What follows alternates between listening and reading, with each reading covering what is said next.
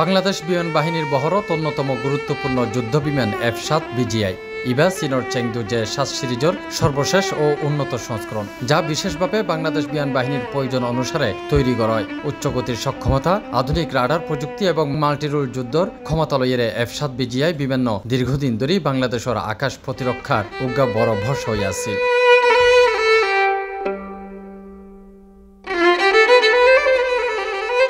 2011 সালে চীনের লগে স্বাক্ষরিত চুক্তির আওতাত বাংলাদেশ 16 F-7 BGI যুদ্ধ বিমান পায়, যার ডেলিভারি সম্পন্ন হয় 2013 সালে। এই বিমানত আছে 3 মাল্টিফাংশনাল ডিসপ্লে, আধুনিক KLJ-6 F-Fire কন্ট্রোল রাডার এবং দ্রুত গতির মেনুবার করার সক্ষমতা। ইবা শব্দর গতিত্ব বেশি, প্রায় মাক 2.2 গতিতে উড়িতে পারে এবং সর্বোচ্চ 57,420 ফুট উচ্চতায় যেতে সক্ষম।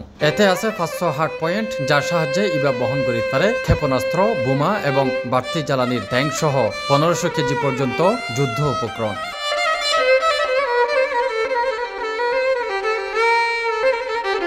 তবে প্রশিক্ষণ ও কার্যক্রমত বারবার দুর্ঘটনার শিকার হইবার পর এই যুদ্ধ বিমান নলইয়ের উদ্বেগ বাড়ে। 2018 সালে টাঙ্গাইলর রসুলপুরত মহড়ার সময় উগা F-7 BG বিধ্বস্ত হইয়ে উইং কমান্ডার আরিফ আহমেদ দীপু শহীদ হয়। ইয়ার পরে 2021 সালে চট্টগ্রামত উড্ডয়নকালে বঙ্গোপসাগরত ফরি ফ্লাইট লেফটেন্যান্ট তাহমিদ প্রাণ হারায়। সর্বশেষ 2025 সালের 21 জুলাই আজিয়া ডাহার দিয়াবাড়িত উগা F-7 BGI বিধ্বস্ত হইয়ে ফ্লাইট লেফটেন্যান্ট মোহাম্মদ তৌকির ইসলাম সহ 21 জন নিহত এবং 164 জন আহত হইয়ে বলে জানা যায়।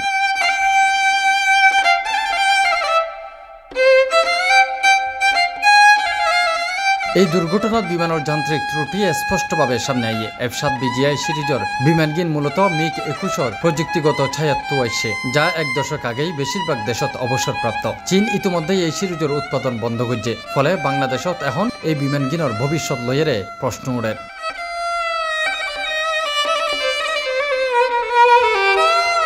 দিয়াবাড়ির দুর্ঘটনার পর ISPR জানাইয়ে বিমান উড্ডয়নের পরপরই যান্ত্রিক ত্রুটি পড়ে এবং পাইলট জনবহুল এলাকা এড়াইয়ে জনশূন্য এলাকাত নামি যাইবার সর্বাত্মক চেষ্টা করছিল। দুর্ভাগ্যবশত তা সম্ভব নয়। দুর্ঘটনার তদন্তে ইতিমধ্যে বিমান বাহিনীর উগ্রা উচ্চ পর্যায়ের তদন্ত কমিটি গঠন করা হয়।